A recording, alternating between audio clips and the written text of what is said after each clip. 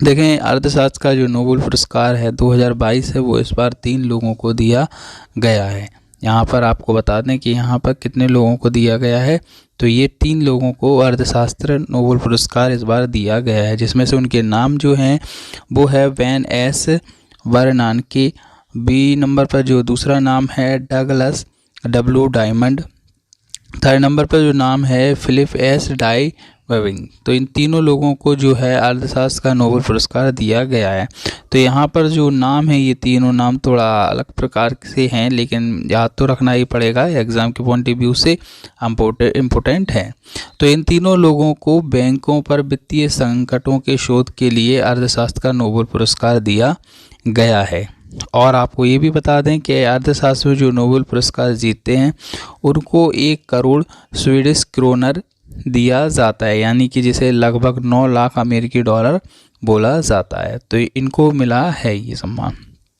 अगला प्रश्न है, गल्फ ऑयल लुब्रिकेटर्स की नई ब्रांड एम्बेसडर कौन बनी है? तो देखें, जो है स्मृति मंधाना जी को इस बार गल्फ ऑयल लुब्रिकेटर्स का नया ब्रांड एम्बेसडर बनाया गया है। देखें, यह पहली बार ऐसा हुआ है कि जब कोई महिला क्रिकेटर जो है वो इस गल्फ ऑयल की ब्रांड एम्बेसडर का प्रचार करेगी। देखें, इससे पहले हार्दिक पांड्या और पूर्व कप्तान महेंद्र सिंह धोनी भी गल्फ के ब्रांड एम्बेसडर बन चुके हैं। अगला प्रश्न है, हाल ही में किस राज्य के पूर्व मुख्यमंत्री मुलायम सिंह यादव का निधन हो गया है? तो देखें, ये कहाँ से बिलोंग करते हैं, ये उत्तर प्रदेश से बिलोंग करते हैं और ये बहुत इम्पोर्टेंट प्रश्न रहा ये। तो इनके बारे में समझ लें कि इनकी जो उम्र है वो इस समय कितनी थी, 82 साल थी और यह पिछले काफ़ी समय से बीमार चल रहे थे और इन्होंने जो गुरुग्राम का जो अस्पताल है मेदांता अस्पताल, वहाँ पर इन्होंने आखिरी सांस ली थी। थोड़ा और जानकारी करें तो ये समाजवादी पार्टी के संस्थापक रहे और इन्होंने 3 बार उत्तर प्रदेश के मुख्यमंत्री रह चुके हैं। अगला पॉइंट जान लेते हैं कि मुलायम सिंह ने 1967 में पहली बार विधायक बने थे और 8 बार ये विधायक रहे, 7 बार ये सांसद रहे और 3 बार जो यूपी के मुख्यमंत्री रहे और 2 बार केंद्र में मंत्री रहे हैं। तो ये बात आपको जानना ज़रूरी है क्योंकि पेपर में 20 से घुमा के पूछ लेते हैं। देखें, ये पूरे भारत में जो नेताजी के नाम से ये प्रसिद्ध थे और लोकसभा में मैनपुरी के निर्वाचन क्षेत्र का प्रतिनिधित्व वर्तमान में कर रहे थे और इनकी पहली पत्नी का नाम क्या था? मालती देवी था, जिनका 2003 में क्या हो गया था? निधन हो गए। तो अखिलेश सिंह जो यादव हैं वो मालती देवी के ही पुत्र हैं। अगला प्रश्न है, भारतीय विदेश सेवा जिसे शॉर्ट में IFS कहा जाता है दिवस किस तिथि को मनाया जाता है?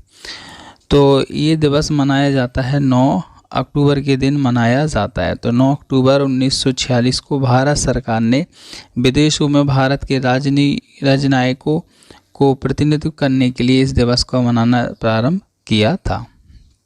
अगला क्वेश्चन है, विश्व मानसिक स्वास्थ्य दिवस किस तिथि को मनाया जाता है? तो विश्व मानसिक स्वास्थ्य दिवस जो है वो 10 अक्टूबर को मनाया जाता है। देखें, यह दिवस पहली बार 1992 में world federation for mental health की पहल पर मनाया गया था और महासंघ की वैश्विक मानसिक स्वास्थ्य संगठन है यही जिसकी बात कर रहे हैं, जिसमें 150 से अधिक देश इसके सदस्य हैं।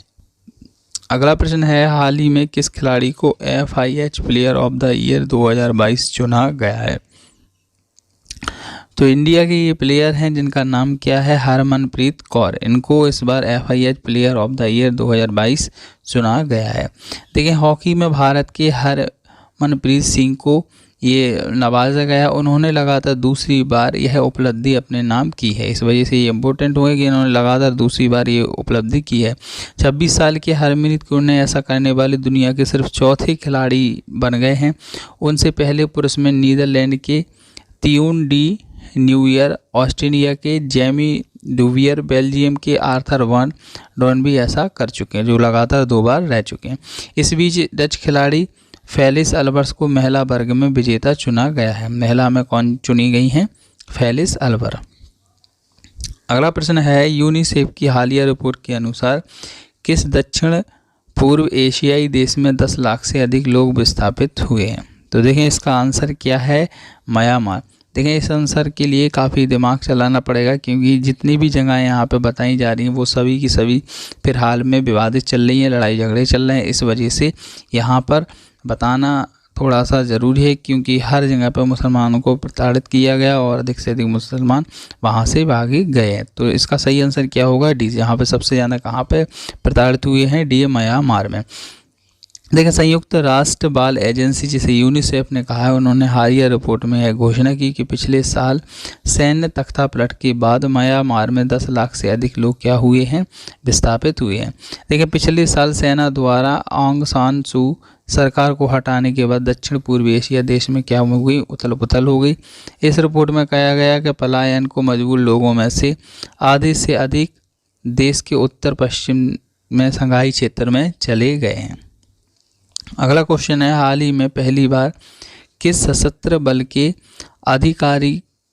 अधिकारियों के लिए हथियार प्रणाली शाखा को मंजूरी दी गई? तो इसका आंसर क्या है, डी। भारतीय वायु सेना।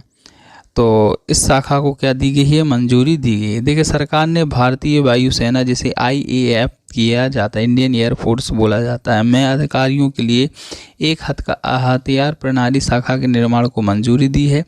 देखिए इस समय एयर चीफ मार्शल कौन है, VR चौधरी जी हैं, कि इन्होंने बताया कि इस नई शाखा के सभी हथियार प्रणाली ऑपरेटरों को एक इकाई के तहत एकीकरण हो जाएगा और इससे सरकारी खजाने में 3400 करोड़ रुपए की बचत होगी। तो ये पैसों को बचाने के लिए एक अच्छी पहल है। ये आज़ादी के बाद यह पहली बार होगा कि नई परिचालन शाखा बनाई जाएगी। अगला क्वेश्चन है, credit guarantee scheme for startups जिसे शॉर्ट में CGSS से कौन सा केंद्रीय मंत्रालय जुड़ा है? तो ये क्वेश्चन इम्पोर्टेंट है, क्योंकि इसका फुल फॉर्म भी आ सकता है पेपर में पूछने के लिए। तो इसका आंसर क्या है, डी। वाणिज्य एवं उद्योग मंत्रालय। देखें इस योजना का उद्देश्य क्या है, अनुसूचित वाणिज्य बैंक, गैर बैंकिंग द्वितीय कंपनी और भारतीय प्रतिभूति व विनिमय बोर्ड द्वारा जो वैकल्पिक निवेश होता है जिसे अल्टरनेटिव इन्वेस्टमेंट फंड बोलते हैं, द्वारा किए गए ऋणों की गारंटी प्रदान करना।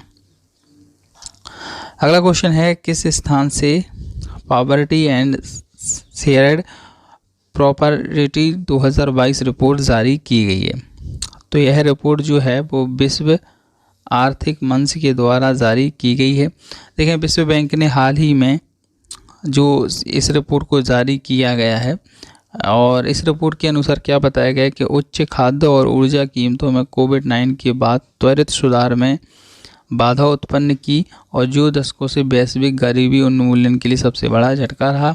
अत्यधिक गरीबी उप सहारा अमेरिका देशों में केंद्रित है, जिसकी गरीबी दर लगभग 35% है और अत्यधिक गरीबी लोगों का 60% बन गया है।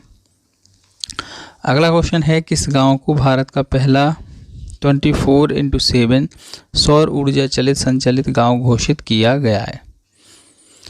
तो मोढेरा एक ऐसा गांव है जहां पर भारत का पहला 24 घंटा 7 दिन सौर ऊर्जा संचालित गांव घोषित किया गया है। तो यहां पर प्रधानमंत्री नरेंद्र मोदी ने गुजरात के मेहसाणा जिले में मोढेरा गांव को भारत का पहला 24 घंटे 7 दिन सौर ऊर्जा संचालित गांव घोषित किया है। और मोढेरा देश का पहला 24 घंटे चलने वाला सौर ऊर्जा संचालित गांव होगा, जो आवासीय सरकारी भवनों और माउंट ग्रांट सोलर प्लांट और 1300 से अधिक सोलर प्लांट विकसित रूप में शामिल होगा। तो ये इम्पोर्टेंट क्वेश्चन था। अगला प्रश्न है, भारत में ड्रोन द्रोणी का निर्माण किस कंपनी के द्वारा किया गया है? तो गरुड़ एक्सप्रेस के द्वारा इस कंपनी का क्या किया गया है, निर्माण किया गया। भारत में निर्मित कैमरा ड्रोन द्रोणी उन्नत सुविधाओं के साथ भारतीय क्रिकेट टीम के पूर्व कप्तान महेंद्र सिंह धोनी द्वारा लॉन्च किया गया। तो इसको लॉन्च किसने किया है? भारत के जो पूर्व कप्तान थे महेंद्र सिंह धोनी, उनके द्वारा लॉन्च किया गया है। इस ड्रोन का निर्माण गरुड़ एयरफोर्स के द्वारा किया गया है और यह ड्रोन 2022 के अंत तक आ जाएगा। अगला प्रश्न है, किस देश ने सूर्य के रहस्यों को जानने के लिए कार्फो 1 उपग्रह लॉन्च किया है? तो ऐसा करने के लिए किसने किया है? चीन ने ऐसा करने के लिए एक उपग्रह को लॉन्च किया जिसका नाम क्या है? कार्फो। देखिए, चीन ने अपने निर्माणाधीन अंतरिक्ष स्टेशन को सफलतापूर्वक एकीकृत करने और अपने चंद्र मिशन के अगले चरण को मंजूरी देने के बाद एक नया उपग्रह लॉन्च किया जो सूर्य के जुड़े रहस्यों को लॉन्च करेगा। इस एडवांस स्पेस आधारित सोलर ऑब्जर्वेटरी को लॉन्ग मार्च 2D रॉकेट पर लॉन्च किया गया।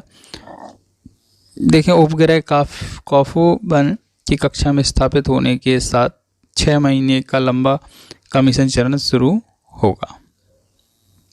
तो ये आज के इम्पोर्टेंट क्वेश्चन थे। चैनल को लाइक शेयर सब्सक्राइब जरूर कीजिएगा। थैंक यू देखने के लिए।